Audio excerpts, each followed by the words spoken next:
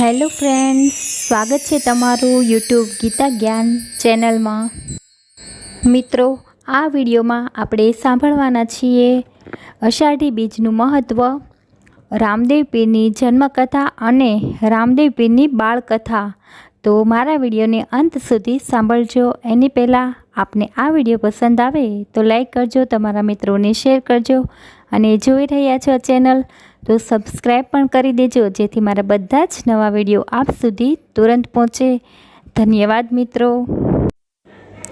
અષાઢ માસના શુક્લ પક્ષની બીજ એટલે અષાઢી બીજ, આ તહેવારને રથયાત્રા અથવા રથ તહેવાર પણ કહેવામાં આવે છે। આ તહેવારનું મુખ્ય કેન્દ્ર જગન્નાથપુરી મંદિર છે। જગન્નાથ મંદિર 4 હિન્દુ તીર્થ સ્થાનોમાંનું એક જ છે, જે 4 યાત્રાધામો તરીકે ઓળખાય છે, જે ઓડિશા રાજ્યમાં સ્થિત છે। ભગવાન જગન્નાથ ભગવાન વિષ્ણુનું એક સ્વરૂપ માનવામાં આવે છે અને વૈષ્ણવ ધર્મના અનુયાયીઓ દ્વારા પણ આદરણીય છે। જગન્નાથનો શાબ્દિક અર્થ બ્રહ્માંડનો ભગવાન છે, જેની અપેક્ષા કોઈના જીવનકાળ દરમિયાન થવાની છે। ભગવાન જગન્નાથની પૂજા તેમના ભાઈ બલભદ્ર અને તેમની બહેન દેવી સુભદ્રા સાથે કરવામાં આવે છે। કહેવાય છે કે એકવાર ભગવાન કૃષ્ણ તેમના ભાઈ ભગવાન બલરામ સાથે દ્વારકાની બહાર ગયા હતા, ત્યારે કૃષ્ણ ભગવાનની રાણીઓએ રોહિણી માતાને બલરામની માતાને પૂછ્યું કે અમે કૃષ્ણની ભગવાનની આટલી સેવા કરીએ છીએ, છતાં કૃષ્ણ ભગવાન આખો દિવસ રાધાનું નામ કેમ લે છે? ત્યારે રોહિણી માતા બોલ્યા, જો કૃષ્ણ અને બલરામ રાજમહેલમાં ન પ્રવેશે તો હું કહું। રાણીઓએ વિચાર કરીને સુભદ્રાને દરવાજાની બહાર ધ્યાન રાખવા ઊભા રાખ્યા, કહ્યું કે કોઈને અંદર પ્રવેશવા ન દેતા। પછી રોહિણી માતાએ કથા ચાલુ કરી। સુભદ્રા દરવાજા પર કાન રાખીને અંદરની કથા સાંભળવા લાગ્યા। ત્યારે કૃષ્ણ અને બલરામ પાછા આવ્યા તો એમણે જોયું કે સુભદ્રા દરવાજા પર કાન રાખીને ઊભા છે। કૃષ્ણ અને બલરામ રાજમહેલમાં પ્રવેશવા ગયા તો સુભદ્રાએ તેમને રોક્યા। તો કૃષ્ણ અને બલરામ સુભદ્રાની જેમ દરવાજા પર કાન રાખીને અંદરની કથા સાંભળવા લાગ્યા। ત્યારે અચાનક ભક્તિના ભાવને લીધે ત્રણેયના હાથ અને પગ સંકોચવા માંડ્યા અને આંખો મોટી થવા માંડી।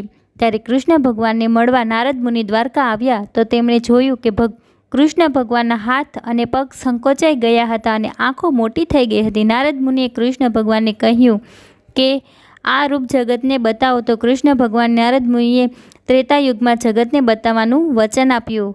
ભારતમાં મુખ્ય રથયાત્રા જગન્નાથપુરીની રથયાત્રા છે। આ ઉપરાંત અનેક શહેરોમાં આ જ દિવસે રથયાત્રાનું આયોજન કરવામાં આવે છે। ગુજરાતમાં અમદાવાદના જગન્નાથ મંદિર નીકળતી રથયાત્રા ગુજરાતની સૌથી મોટી રથયાત્રા છે। દરરોજ ભક્તોએ ભગવાનના દર્શન કરવા ભગવાન પાસે જવું પડે છે, પરંતુ રથયાત્રા દિવસે ભગવાન સ્વયં સામે ચાલીને પોતાના ભક્તો પાસે જાય છે। જગન્નાથ, કૃષ્ણ, સુભદ્રા અને બલરામની મૂર્તિઓને જગન્નાથ મંદિરમાં તો આખું વર્ષ પૂજન અર્ચન કરાય જ છે, પણ વર્ષમાં એક વખત અષાઢી બીજના દિવસે ત્રણેય મૂર્તિઓને મોટા મોટા રથમાં પધરાવી બડા દંડા તરીકે ઓળખાતી પુરીની મુખ્ય બજારમાં થઈને આશરે 3 કિમી દૂર સ્થિત ગુંડિયા મંદિરે લવાય છે અને જાહેર જનતાને દર્શનનો લાભ આપવામાં આવે છે। આ રથ ખૂબ જ મોટા પૈડાવાળા સંપૂર્ણ કાષ્ટાના બનેલા હોય છે, જે દર વર્ષે નવા બનાવાય છે અને તેને ભાવિકનો દ્વારા ખેંચીને લઈ જવાય છે। જગન્નાથજીનો રથ આશરે 45 ફીટ ઊંચો અને 35 ફીટનો ચોરસ ઘેરાતો ધરાવતો હોય છે, જેને બનાવતા 2 માસ જેટલો સમય લાગે છે। મૂર્તિઓને જગન્નાથ મંદિરેથી રથમાં ગુંડિયા મંદિરે લઈ જવાય છે, જ્યાં તે 9 દિવસ સુધી રહે છે। તે પછી મૂર્તિઓ ફરી રથ પર બિરાજીને શ્રી મંદિરે પધારે છે, એની બહુડા યાત્રા કહે છે। આ પરતવેળાની યાત્રામાં ત્રણેય રથ મોસીમા મંદિરે વિરામ લે છે અને ત્યાં ભાવિકો પોળા પીઠાનો પ્રસાદ લે છે। જગન્નાથની નગર યાત્રા જે રથમાં નીકળે છે તેનું નામ નંદીઘોષ છે। કહેવાય છે કે આ રથ ઇન્દ્ર દ્વારા આપવામાં આવેલ છે। આ રથને સંપૂર્ણ રૂપે પીળા રંગથી શણગારવામાં આવે છે। ભાઈ બલભદ્રને મળેલ રથ તાલવનના દેવતાઓને આપેલ હોવાથી તેનું નામ તાલધ્વજ છે અને સુભદ્રા રથનું નામ પદ્મધ્વજ છે। આ રથયાત્રા દરમિયાન દોરડાઓ દ્વારા રથને ખેંચવાના કાર્યને એક અત્યંત ધાર્મિક કાર્ય માનવામાં આવે છે। આ માન્યતા જ વિશ્વભરના લાખો પ્રવાસીઓને રથયાત્રા દરમિયાન આકર્ષે છે. અષાઢી બીજ એટલે કચ્છનું નવું વર્ષ. નવા વર્ષની ઉજવણીના ભાગરૂપે કચ્છની પહેલી રાજધાની લાખિયાર વીરાને ખાસ શણગારવામાં આવ્યું હતું. કચ્છભરમાં 9 વર્ષના વધામણા કરવામાં આવે છે. અષાઢી બીજના દિવસે જ કેમ કચ્છનું નવું વર્ષ શરૂ થાય છે તેનો ઇતિહાસ પણ રસપ્રદ છે. 1605માં કચ્છના પ્રથમ મહારાવે તેમની સ્થાપના કરી હતી. કચ્છના રાજા જામ લાખો ફુલાણી રાજ્યની સીમા નક્કી કરવા અને છેડો શોધવા નીકળ્યા હતા, પરંતુ તેમને સફળતા મળી નહીં. એ સમયે અષાઢ મહિનો શરૂ થયો હતો અને વરસાદ પણ વધુ પડવાની ચારેકોર હરિયાળી ફેલાઈ હતી, જે જોઈને રાજા પ્રસન્ન થયા અને અષાઢી બીજના દિવસે કચ્છનું નવું વર્ષ તરીકે ઉજવવાનું ફરમાન કર્યું હતું. ત્યારથી કચ્છમાં આ દિવસે નવા વર્ષ તરીકે ઉજવવામાં આવે છે. આશરે 860 વર્ષથી કચ્છી માંડવો અષાઢી બીજના દિવસે નવા વર્ષ તરીકે ધામધૂમથી ઉજવતા આવ્યા છે. ખેડૂતો પોતાના ખેતીના સાધનોની પૂજા કરે છે. ઘરની બહાર દીવા અને રોશની કરી ભગવાનને તથા વડીલોને પગે લાગી મીઠાઈઓ એકબીજાને ખવડાવી સર્વને નવા વર્ષની શુભેચ્છા આપે છે. ભગવાન શ્રી કૃષ્ણ, બલરામ અને સુભદ્રાની પ્રતિમાઓ સાથે દર વર્ષે 3 વિશાળ રથમાં ભવ્ય શોભાયાત્રા કાઢવામાં આવે છે. જનકપુરથી જગન્નાથપુરીના મંદિરે ભક્તો દ્વારા વિશાળ રથ ખેંચે છે. દર 12 વર્ષે મૂર્તિઓ બદલવામાં આવે છે. નવી મૂર્તિઓ પણ અધૂરી રહે છે. તો આ હતું અષાઢી બીજનું મહત્ત્વ. હવે આપણે જાણીશું રામદેવ પીરની જન્મકથા. રાજસ્થાનની મરુભૂમિ પોખરણથી 10 કિલોમીટર દૂર આવેલ રામદેવરા રણુજાના રાજા રામદેવ પીરનું પ્રસિદ્ધ યાત્રાધામ છે.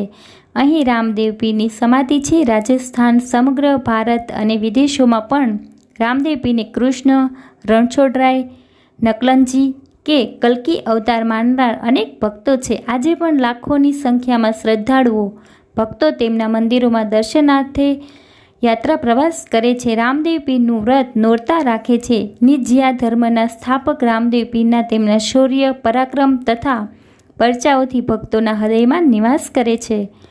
14મી સદીમાં રામદેવ પીરના પિતા અજમલજી પોખરણના રાજા હતા. તેઓ રણુજાની ગાદીના રાજા પણ કહેવાતા હતા.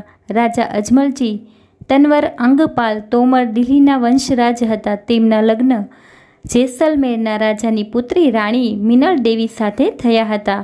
તેમને સગુણા તથા લાસા નામની 2 પુત્રીઓ હતી. રાજાને ત્યાં પુત્રનું પારણું બંધાયું ન હતું. રાજા અજમલજી પ્રજાની હાલચાલ પૂછવા તેમના પ્રદેશનું ભ્રમણ કરતા હતા. એક સમયે ચોમાસાની ઋતુમાં રાજા એક ખેતરમાં જઈ ચડ્યા. રાજાને જોઈ ખેડૂતોએ વાવણી કરવાનું બંધ કર્યું. ખેડૂતો રાજાથી મુખ ફેરવી ઘેર પાછા ચાલ્યા ગયા. રાજા અજમલજીને આશ્ચર્ય થયું, આમ કેમ? ખેડૂતો પાસેથી વિગત જાણી તેઓ વાંચ્યા હોવાથી, અર્થાત પોતાને ત્યાં પુત્ર ન હોવાથી તેમનું મોઢું જોવાથી ખેતરમાં બીજ ઉગશે નહીં અને તેમનો પાક નિષ્ફળ જશે. ખેડૂતોના આ વાંજિયાપણાના મહેણાથી રાજા અજમલજીને આઘાત લાગ્યો. આ મેણું ભાંગવા તેમણે દ્વારકાધીશનું શરણું લીધું. દ્વારકા પહોંચી કૃષ્ણ ભક્તિમાં લીન થયા. દ્વારકાધીશના મંદિરમાં તેઓ એ જ કૃષ્ણની મૂર્તિ આગળ લાડુનો ભોગ ધરાવતા હતા. એક દિવસ તેમની ધીરજ ખૂટી.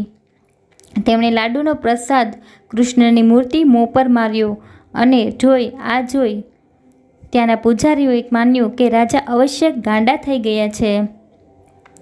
પૂજારીઓએ રાજાને કહ્યું, હે રાજાજી, તમારા કૃષ્ણને તો અરબી સમુદ્ર ગળી ગયો છે, જેથી કૃષ્ણ હવે ડૂબેલી દ્વારકામાં નિવાસ કરે છે.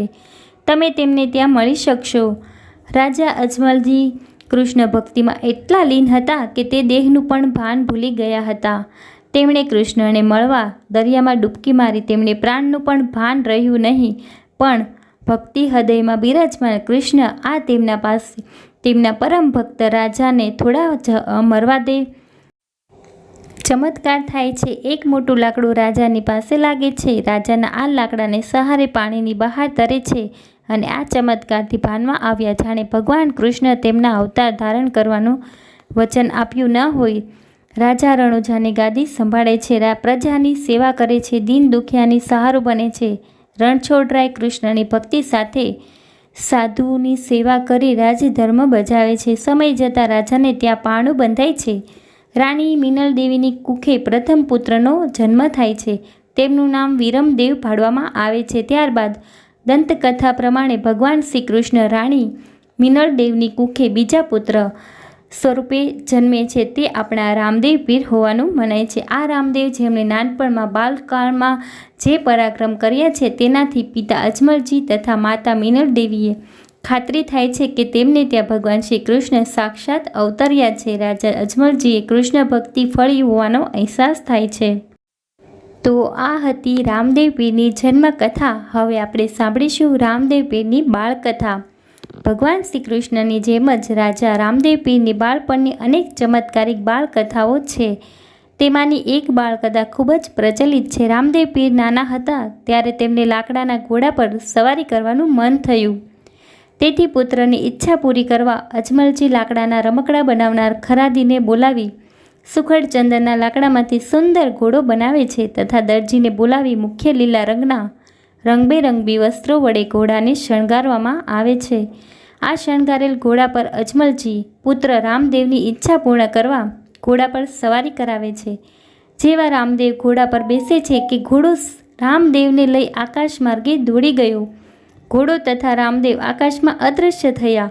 આ ચમત્કારથી રાજા અજમલ વિષાદમાં પડી ગયા. તેમને લાગ્યું કે ચોક્કસ આ ખરાદી તથા દરજીએ કંઈક કર્યું છે. રામદેવ ઘોડા સાથે પરત ન આવે ત્યાં સુધી ખરાદી તથા દરજીને કેદમાં પૂર્યા. પણ સૌના આશ્ચર્યની વાત વચ્ચે સમજ જતાં રામદેવ ઘોડાને લઈ પરત ફર્યા. ખરાદી તથા દરજીને મુક્ત કર્યા. રાજા અજમલજી તથા રાજપરિવારના આનંદની લાગણી છવાઈ ગઈ. તો આ હતી રામદેવ પીરની બાળકથા.